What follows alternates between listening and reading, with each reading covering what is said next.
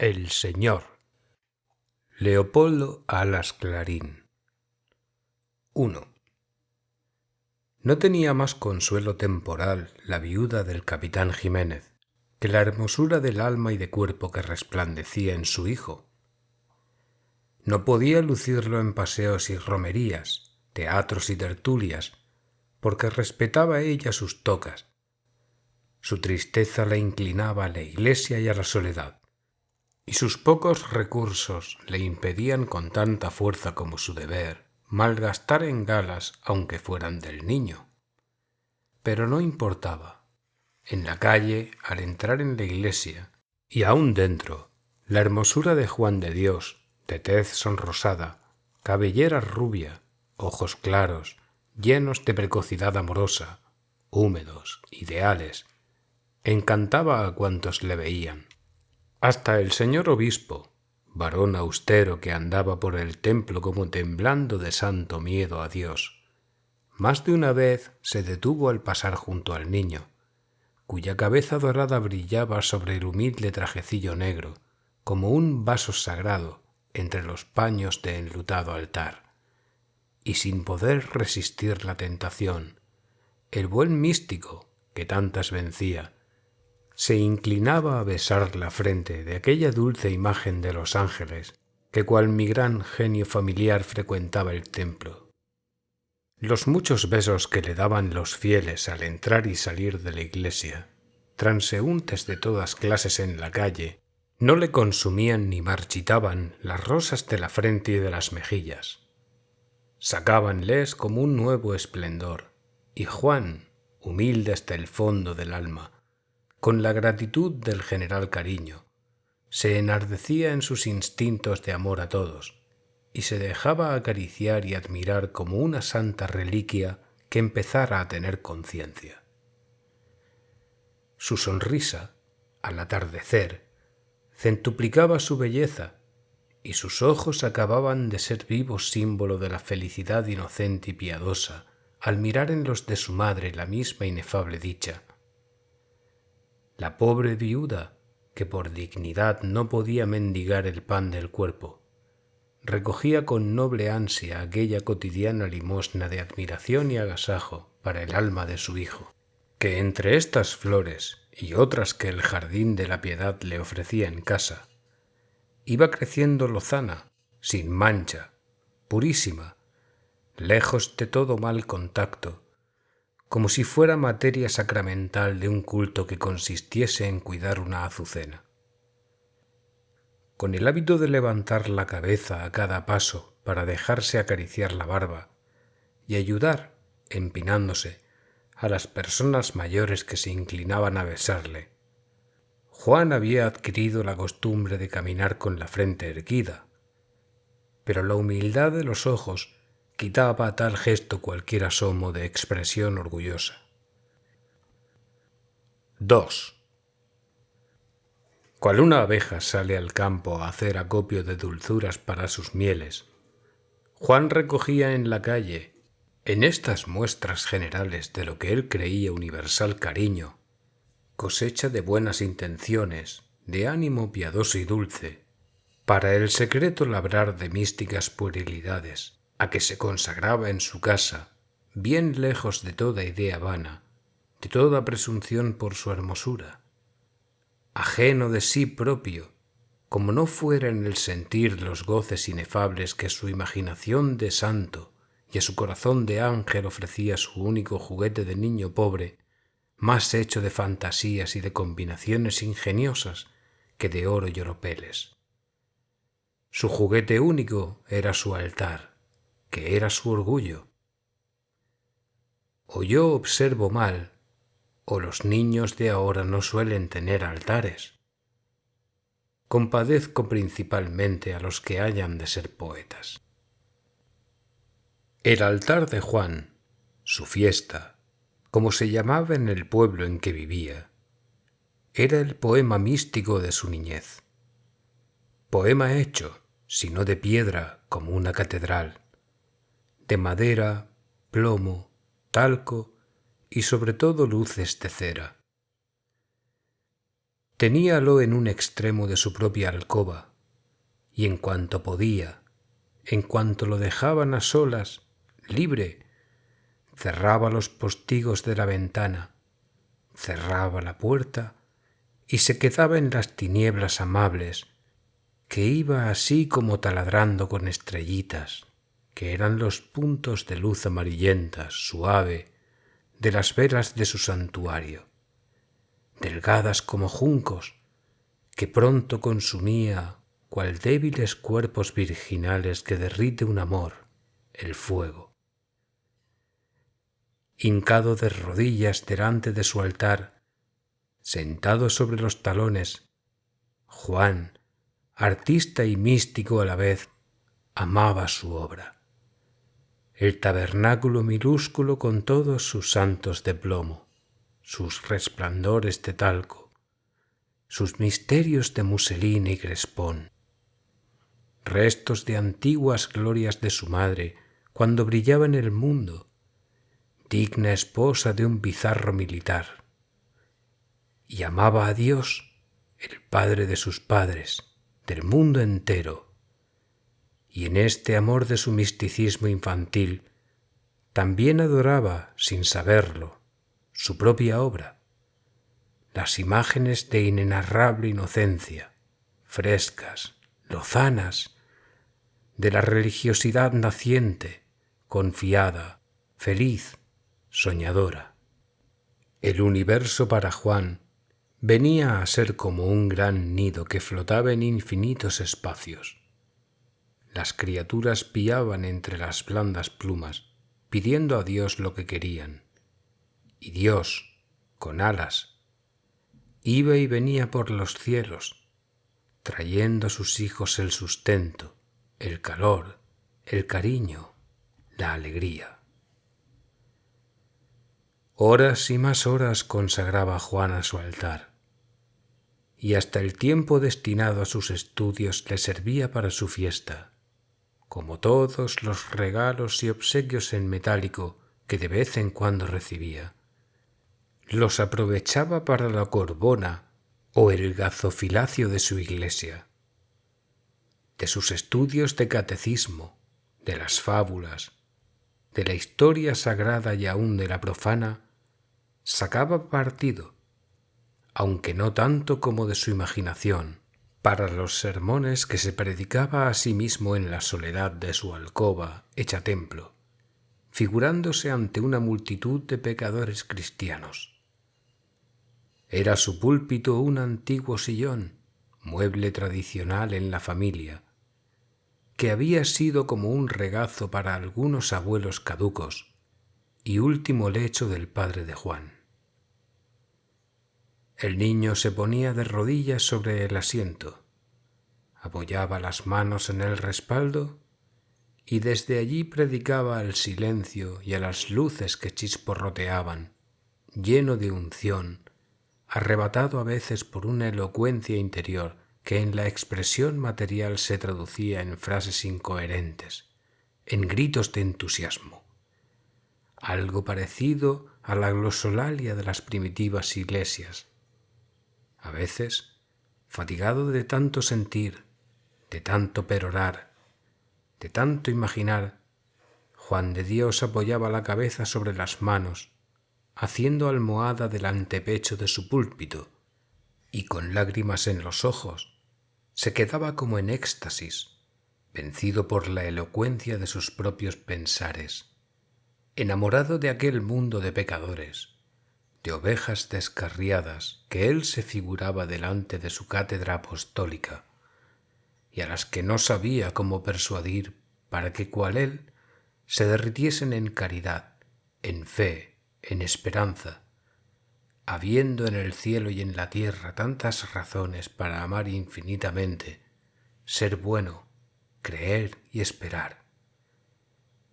De esta precocidad sentimental y mística apenas sabía nadie, de aquel llanto de entusiasmo piadoso que tantas veces fue rocío de la dulce infancia de Juan. Nadie supo en el mundo jamás, ni su madre. 3. pero sí de sus consecuencias, porque como los ríos van a la mar, toda aquella piedad corrió naturalmente a la Iglesia. La pasión mística del niño hermoso de alma y cuerpo fue convirtiéndose en cosa seria. Todos la respetaron. Su madre cifró en ella, más que su orgullo, su dicha futura, y sin obstáculo alguno, sin dudas propias ni vacilaciones de nadie, Juan de Dios entró en la carrera eclesiástica. Del altar de su alcoba pasó al servicio del altar de veras, del altar grande con que tantas veces había soñado. Su vida en el seminario fue una guirnalda de triunfos de la virtud que él apreciaba en lo que valían, y de triunfos académicos que con mal fingido disimulo despreciaba. Sí, fingía estimar aquellas coronas que hasta en las cosas santas se tejen para la vanidad, y fingía por no herir el amor propio de sus maestros y de sus émulos, pero en realidad su corazón era ciego, sordo y mudo para tal casta de placeres. Para él, ser más que otros, valer más que otros, era una apariencia, una diabólica invención. Nadie valía más que nadie. Toda dignidad exterior, todo grado, todo premio eran fuegos fatuos, inútiles, sin sentido. Emular glorias era tan vano, tan soso, tan inútil como disentir. La fe defendida con argumentos le parecía semejante a la fe defendida con la cimitarra o con el fusil. Atravesó por la filosofía eclesiástica y por la teología dogmática sin la sombra de una duda. Supo mucho, pero a él todo aquello no le servía para nada. Había pedido a Dios, allá cuando niño, que la fe se la diera de granito, como una fortaleza que tuviese por cimientos las entrañas de la tierra, y Dios se lo había prometido con voces interiores, y Dios no faltaba a su palabra.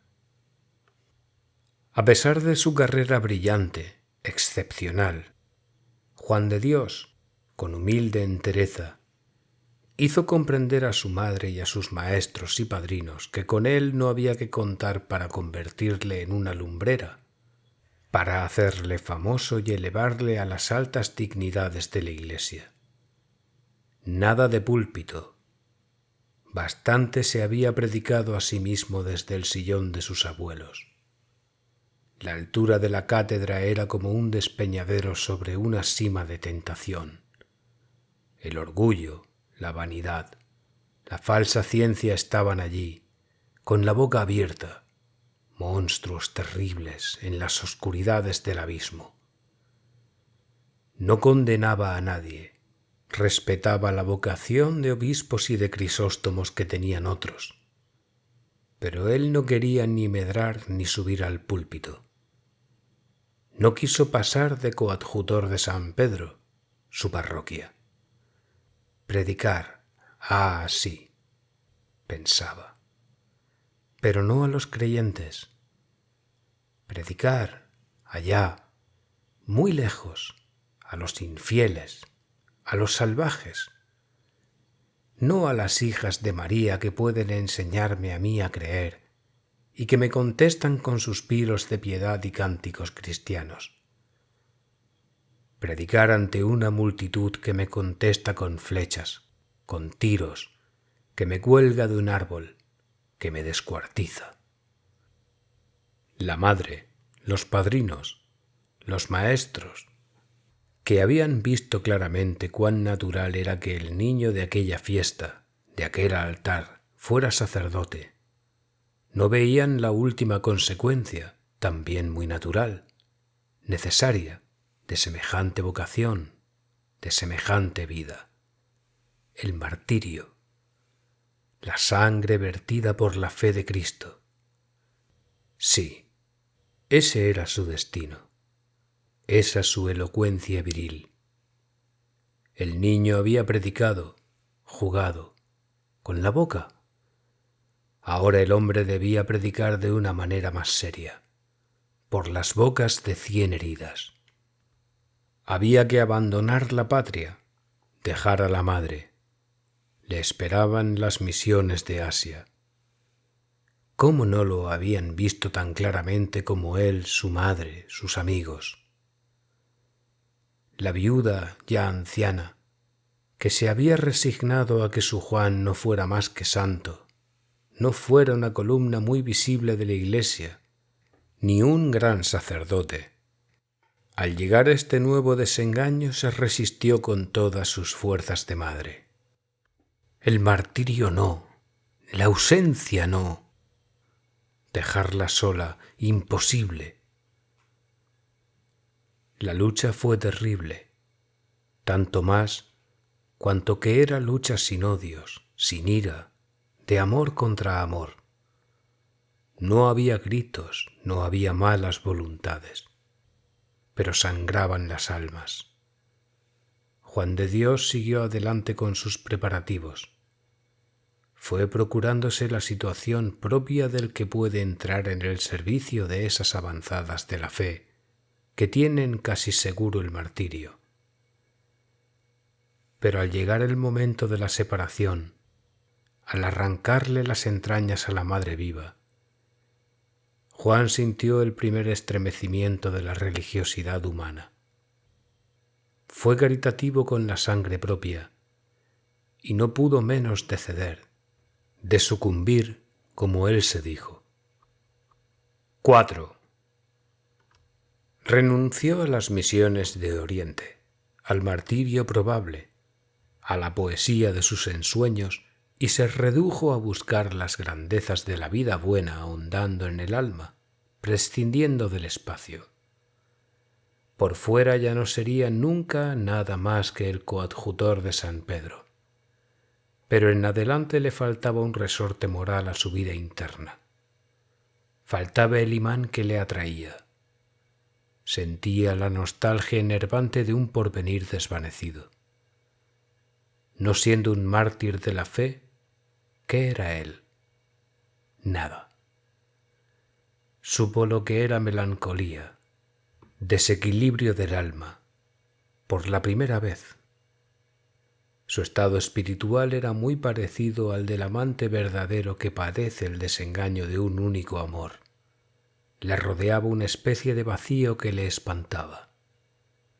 En aquella nada que veía en el porvenir cabían todos los misterios peligrosos que el miedo podía imaginar.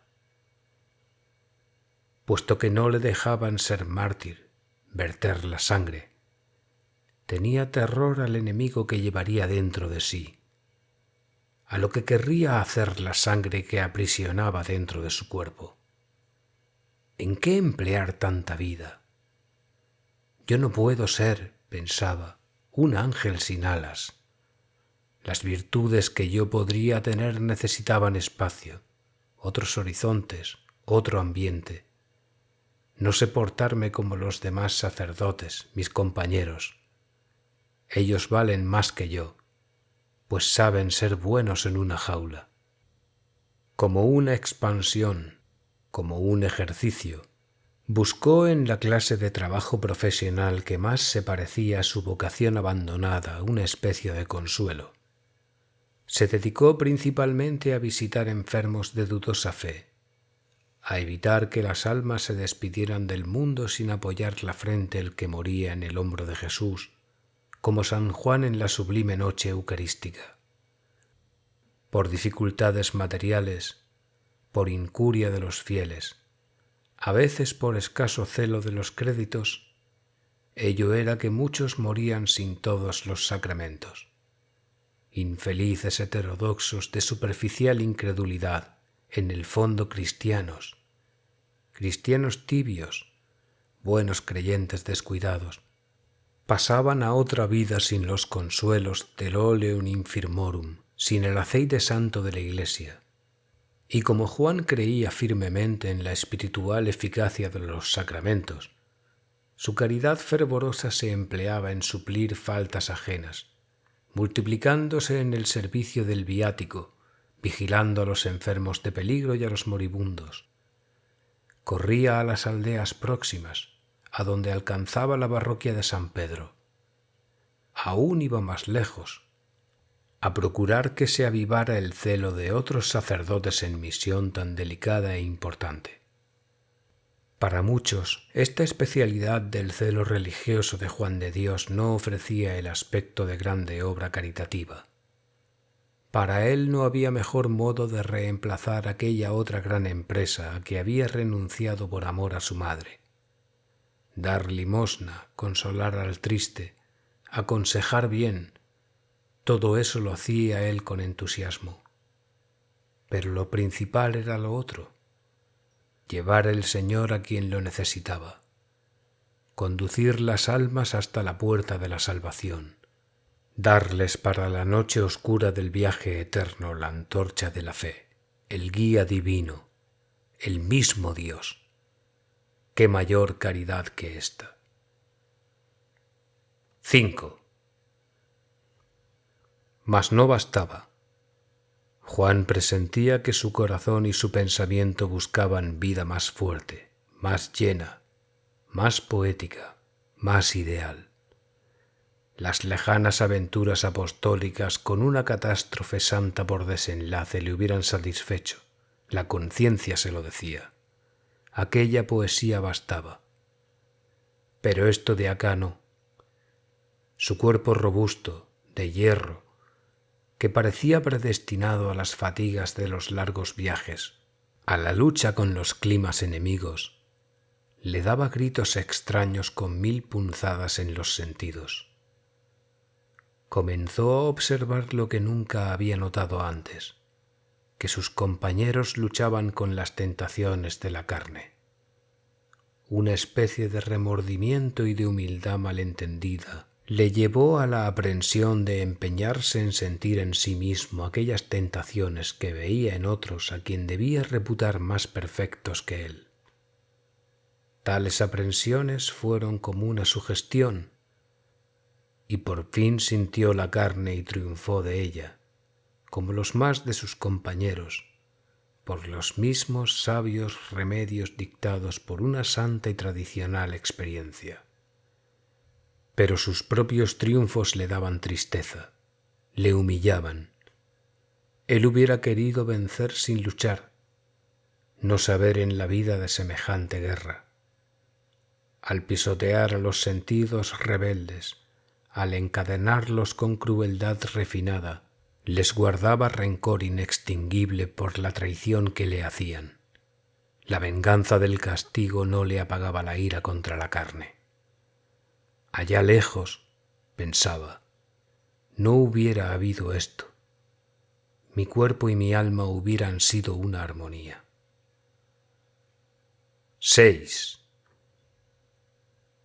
Así vivía cuando una tarde, paseando, ya cerca del oscurecer, por la plaza muy concurrida de San Pedro, sintió el choque de una mirada que parecía ocupar todo el espacio con una infinita dulzura. Por sitios de las entrañas que él jamás había sentido, se le paseó un escalofrío sublime, como si fuera precursor de una muerte de delicias. O todo iba a desvanecerse en un suspiro de placer universal, o el mando iba a transformarse en un paraíso de ternuras inefables. Se detuvo. Se llevó las manos a la garganta y al pecho. La misma conciencia, una muy honda, que le había dicho que allá lejos se habría satisfecho brindando con la propia sangre al amor divino, ahora le decía, no más clara, o aquello o esto. Otra voz, más profunda, menos clara, añadió, todo es uno. Pero no, gritó el alma del buen sacerdote, son dos cosas, esta más fuerte, aquella más santa, aquella para mí, esta para otros. Y la voz de antes, la más honda, replicó, no se sabe. La mirada había desaparecido.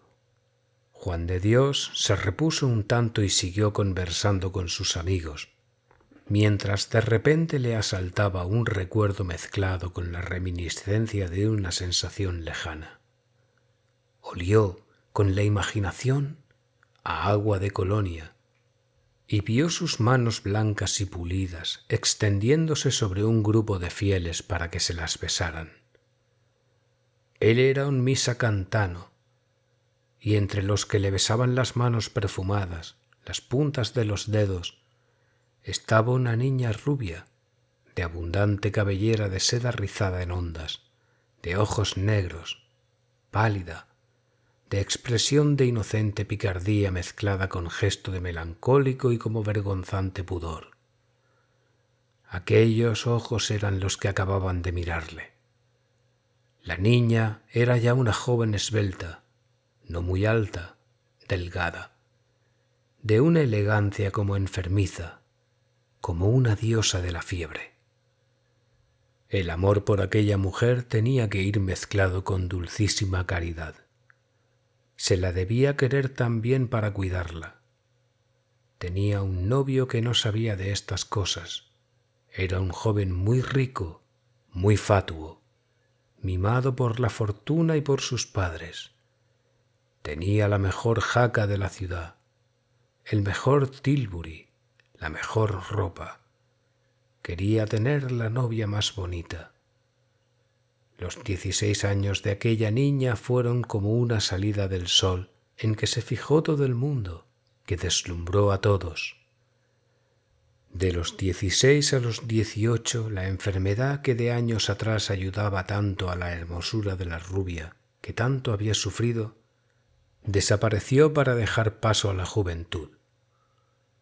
Durante estos 2 años, Rosario, así se llamaba, hubiera sido en absoluto feliz, si su novio hubiese sido otro.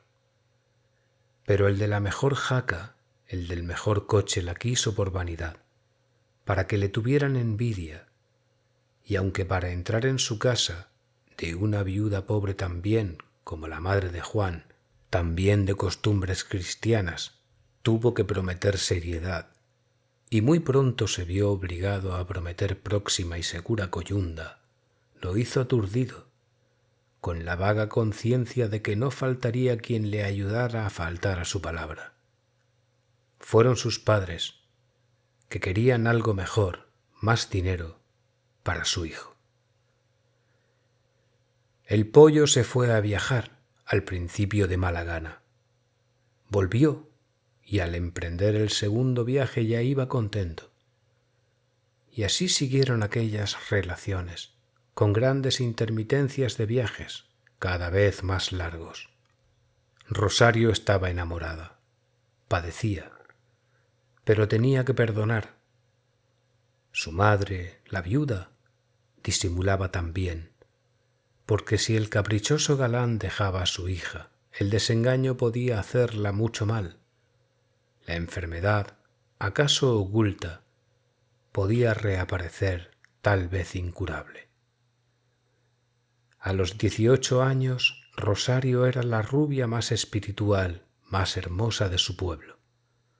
Sus ojos negros, grandes y apasionados dolorosamente, los más bellos, los más poéticos ojos. Pero ya no era el sol que salía. Estaba acaso más interesante que nunca, pero al vulgo ya no se lo parecía.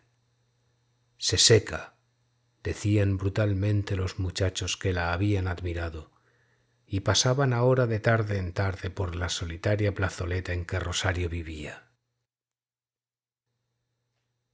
7.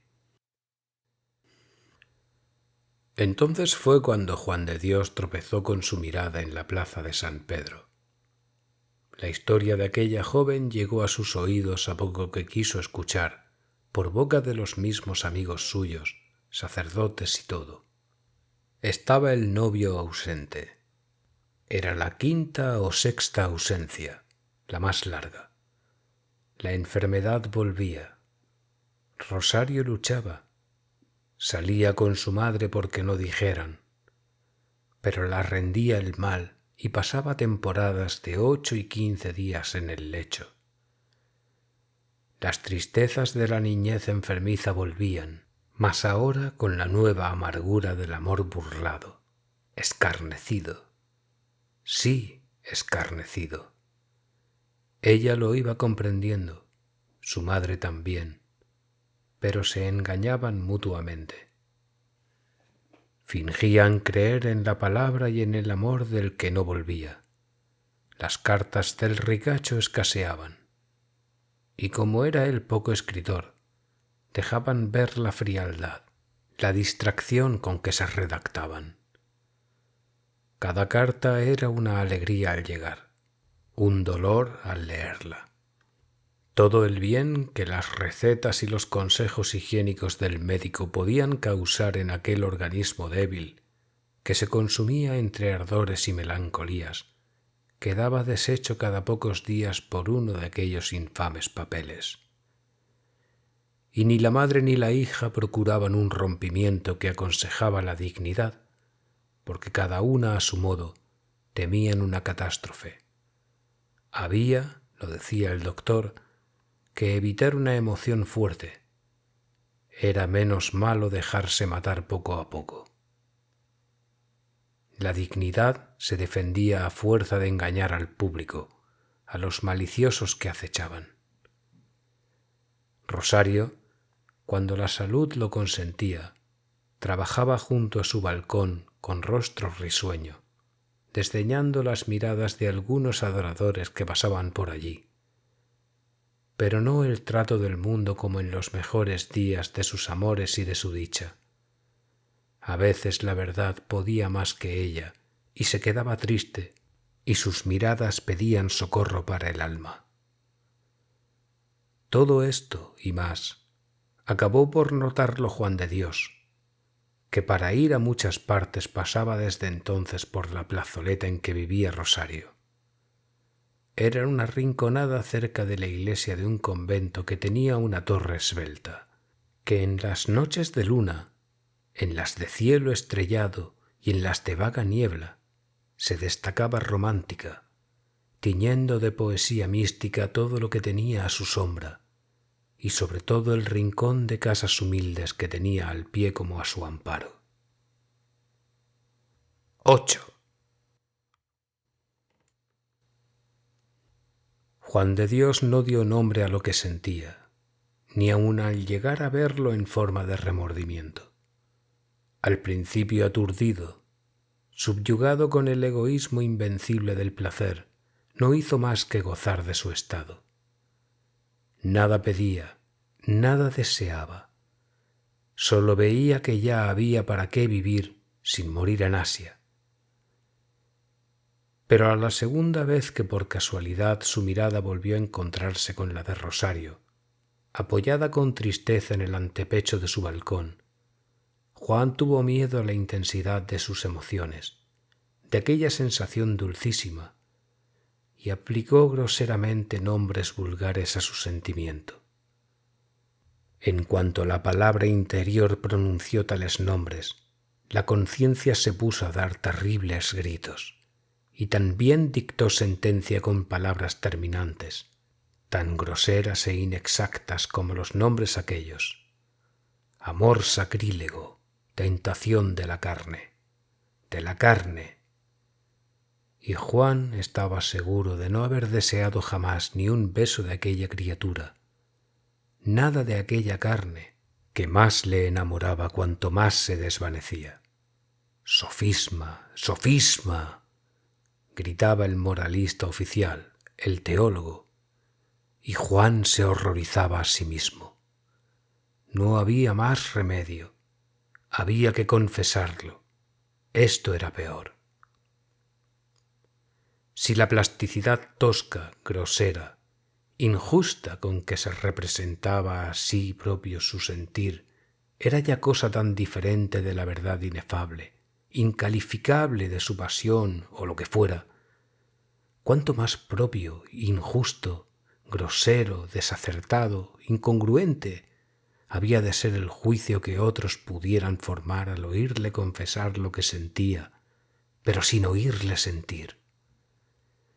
Juan confusamente comprendía estas dificultades, que iba a ser injusto consigo mismo, que iba a alarmar excesivamente al padre espiritual.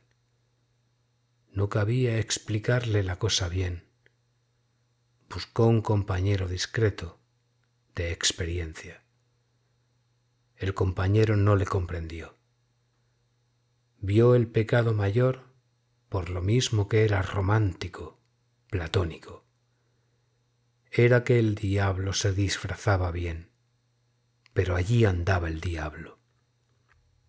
Al oír de labios ajenos aquellas imposturas que antes se decía él a sí mismo, Juan sintió voces interiores que salían a la defensa de su idealidad herida, profanada.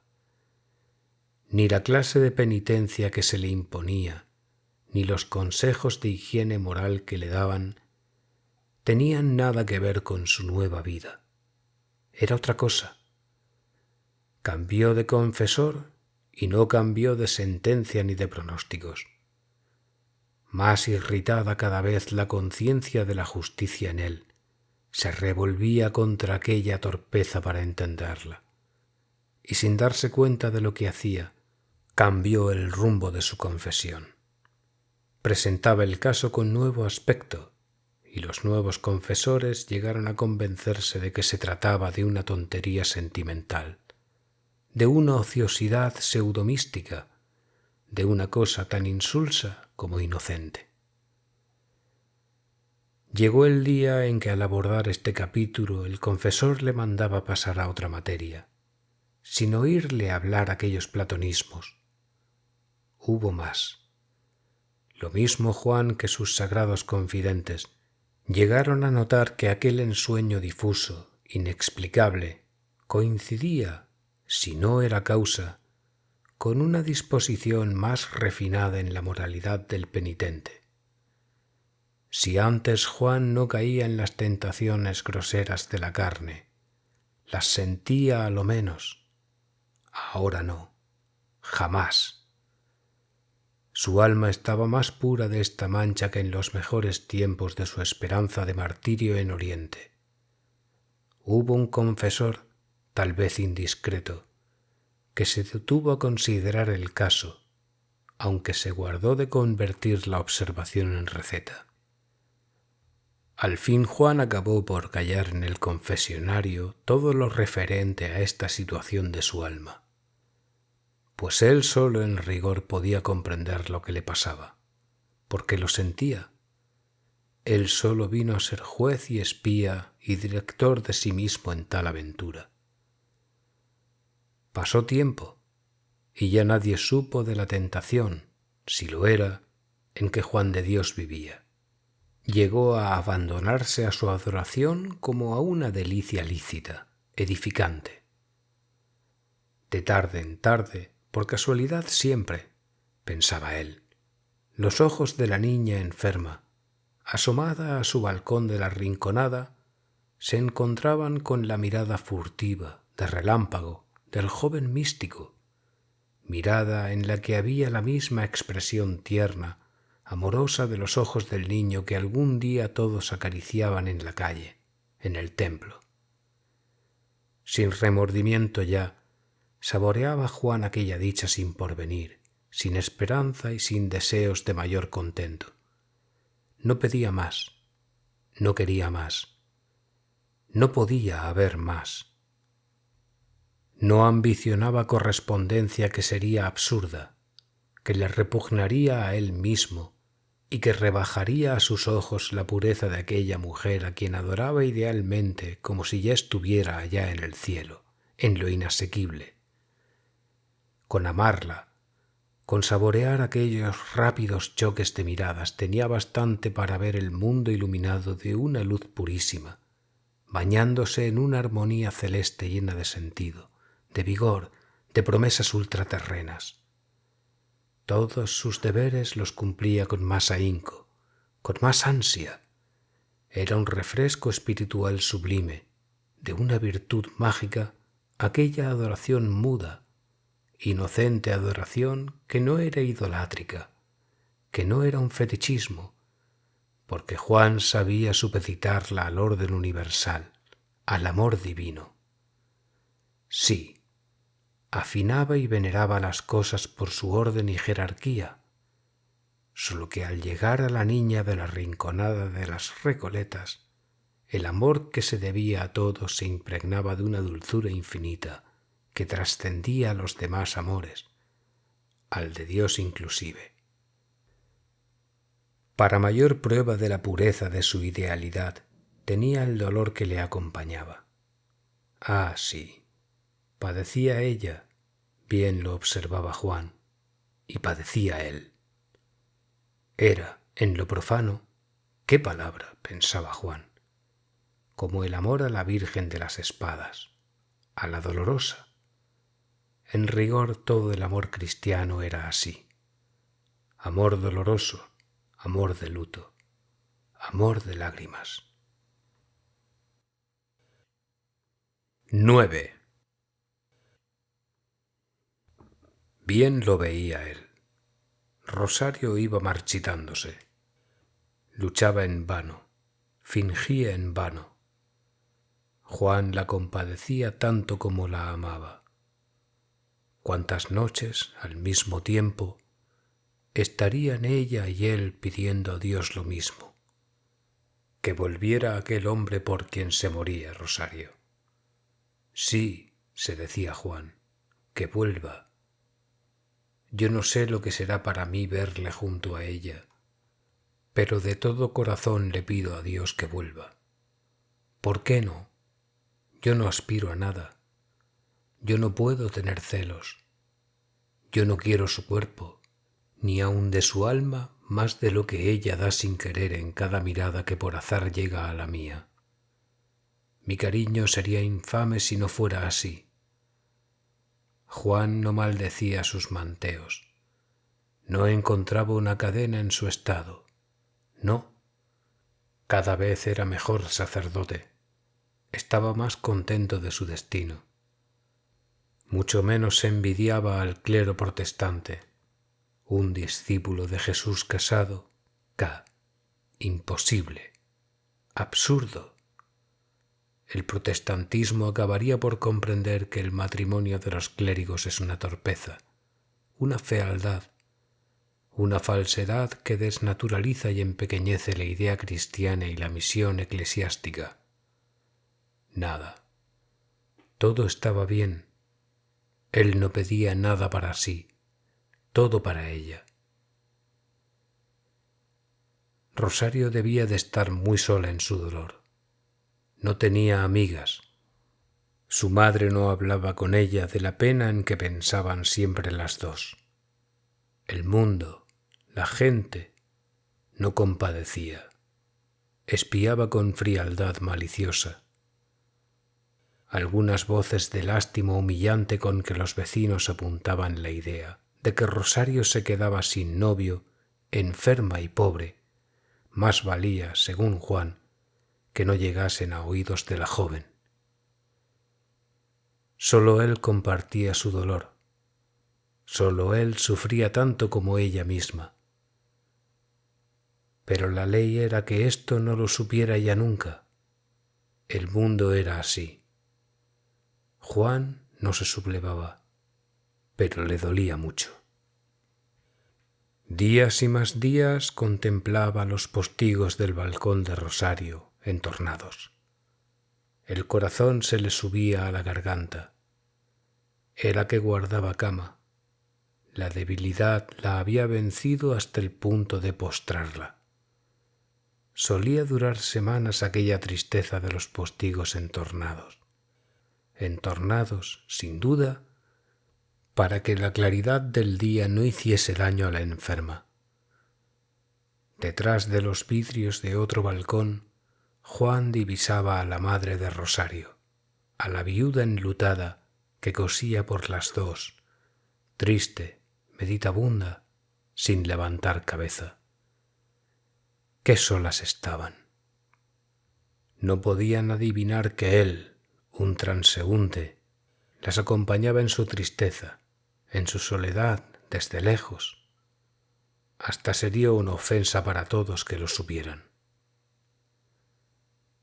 Por la noche, cuando nadie podía sorprenderle, Juan pasaba 2, 3, más veces por la Rinconada. La torre poética, misteriosa o sumida en la niebla, o destacándose en el cielo como con un limbo de luz estelar, le ofrecía en su silencio místico un discreto confidente. No diría nada del misterioso amor que presenciaba. Ella, canción de piedra elevada por la fe de las muertas generaciones al culto de otro amor misterioso.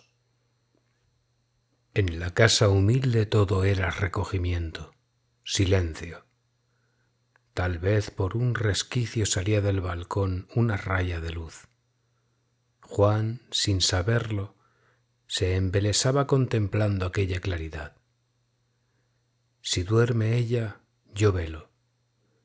Si vela, ¿quién le diría que un hombre, al fin soy un hombre, piensa en su dolor y en su belleza espiritual de ángel, aquí tan cerca y tan lejos, desde la calle y desde lo imposible?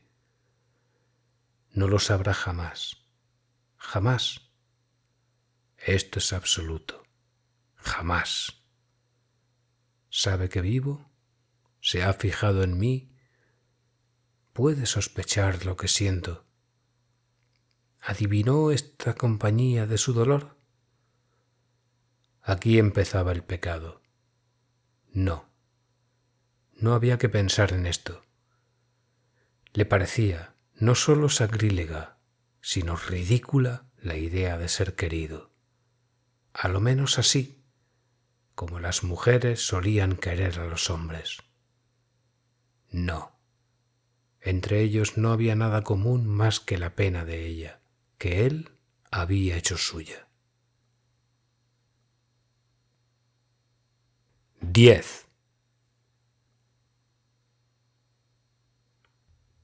Una tarde de julio, un acólito de San Pedro buscó a Juan de Dios en su paseo solitario por las alamedas, para decirle que corría prisa volver a la iglesia para administrar el viático.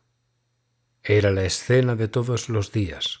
Juan, según su costumbre, poco conforme con la general, pero sí con las amonestaciones de la iglesia, llevaba, además de la Eucaristía, los santos óleos.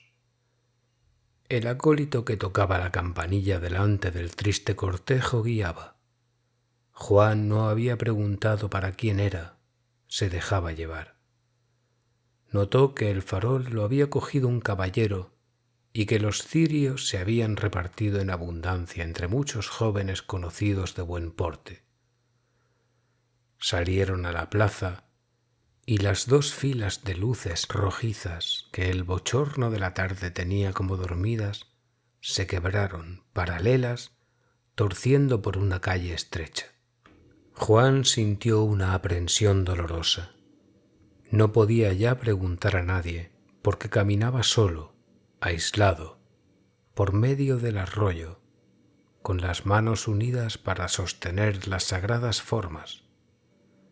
Llegaron a la plazuela de las descalzas y las luces, tras el triste lamento de la esquila, guiándose como un rebaño de espíritus místico y fúnebre, subieron calle arriba por los cereros. En los 4 cantones Juan vio una esperanza. Si la campanilla seguía de frente, bajando por la calle de Platerías, bueno. Si tiraba a la derecha, también.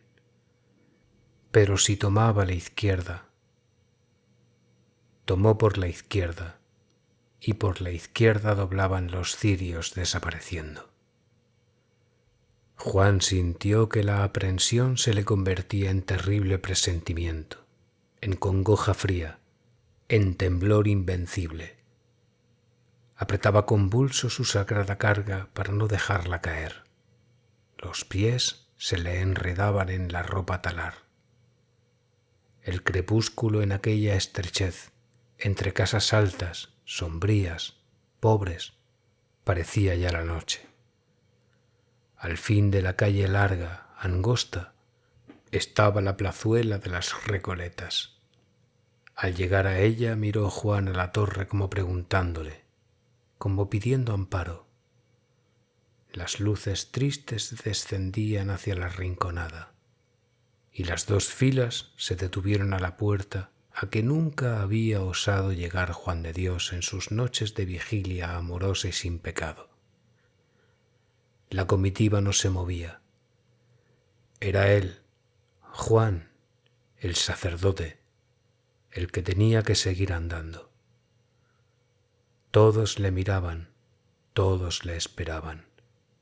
Llevaba a Dios. Por eso, porque llevaba en sus manos el Señor la salud del alma, pudo seguir, aunque despacio, esperando a que un pie estuviera bien firme sobre el suelo para mover el otro. No era él quien llevaba el Señor, era el Señor quien le llevaba a él. Iba agarrado al sacro depósito que la Iglesia le confiaba, como a una mano que del cielo le tendieran. Caer no, pensaba. Hubo un instante en que su dolor desapareció para dejar sitio al cuidado absorbente de no caer. Llegó al portal inundado de luz. Subió la escalera que jamás había visto. Entró en una salita pobre, blanqueada, baja de techo. Un altarcico improvisado estaba enfrente, iluminado por 4 cirios. Le hicieron torcer a la derecha, levantaron una cortina y en una alcoba pequeña, humilde, pero limpia, fresca, santuario de casta virginidad, en un lecho de hierro pintado bajo una colcha de flores de color de rosa, vio la cabeza rubia que jamás se había atrevido a mirar a su gusto, y entre aquel esplendor de oro vio los ojos que le habían transformado el mundo mirándole sin querer. Ahora le miraban fijos, a él, solo a él. Le esperaban, le deseaban, porque llevaba el bien verdadero, el que no es barro, el que no es viento, el que no es mentira. Divino sacramento, pensó Juan, que a través de su dolor vio como en un cuadro en su cerebro la última cena y al apóstol de su nombre, al dulce San Juan, al bien amado, que desfalleciendo de amor apoyaba la cabeza en el hombro del Maestro, que les repartía en un poco de pan su cuerpo. El sacerdote y la enferma se hablaron por vez primera en la vida. De las manos de Juan recibió Rosario la sagrada hostia, mientras a los pies del lecho la madre, de rodillas, sollozaba. Después de comulgar, la niña sonrió al que le había traído aquel consuelo. Procuró hablar y con voz muy dulce y muy honda dijo que le conocía, que recordaba haberle besado las manos el día de su primera misa, siendo ella muy pequeña, y después que le había visto pasar muchas veces por la plazuela. Debe usted de vivir por ahí cerca. Juan de Dios contemplaba tranquilo, sin vergüenza, sin remordimiento, aquellos pálidos, aquellos pobres músculos muertos, aniquilados. He aquí la carne que yo adoraba, que yo adoro, pensó sin miedo, contento de sí mismo en medio del dolor de aquella muerte, y se acordó de las velas como juncos que tan pronto se consumían ardiendo en su altar de niño. Rosario misma pidió la extrema unción. La madre dijo que era lo convenido entre ellas. Era malo esperar demasiado. En aquella casa no asustaban como síntomas de muerte estos santos cuidados de la religión solícita. Juan de Dios comprendió que se trataba de cristianas verdaderas y se puso a administrar el último sacramento sin preparativos contra la aprensión y el miedo. Nada tenía que ver aquello con la muerte, sino con la vida eterna. La presencia de Dios unía en un vínculo puro, sin nombre, aquellas almas buenas. Este tocado último, el supremo, lo hizo Rosario sonriente, aunque ya no pudo hablar más que con los ojos. Juan la ayudó en él con toda la pureza espiritual de su dignidad, sagrada en tal oficio. Todo lo meramente humano estaba allí como en suspenso. Pero hubo que separarse. Juan de Dios salió de la alcoba, atravesó la sala, llegó a la escalera y pudo bajarla porque llevaba el Señor en sus manos. A cada escalón temía desplomarse. Haciendo eses llegó al portal. El corazón se le rompía. La transfiguración de allá arriba había desaparecido. Lo humano, puro también a su modo, volvía a borbotones. No volvería a ver aquellos ojos. Al primer paso que dio en la calle, Juan se tambaleó, perdió la vista y vino a tierra. Cayó sobre las losas de la acera. Le levantaron, recobró el sentido. El oleum infirmorum corría lentamente sobre la piedra bruñida. Juan, aterrado, pidió algodones, pidió fuego. Se tendió de bruces, empapó el algodón, quemó el líquido vertido, enjugó la piedra lo mejor que pudo. Mientras se afanaba, el rostro contra la tierra, secando la losa, sus lágrimas corrían y caían, mezclándose con el óleo derramado. Cesó el terror. En medio de su tristeza infinita se sintió tranquilo, sin culpa, y una voz honda, muy honda, mientras él trabajaba para evitar toda profanación, frotando la piedra manchada de aceite, le decía en las entrañas: ¿no querías el martirio por amor mío? Ahí le tienes. ¿Qué importa en Asia o aquí mismo? El dolor y yo estamos en todas partes.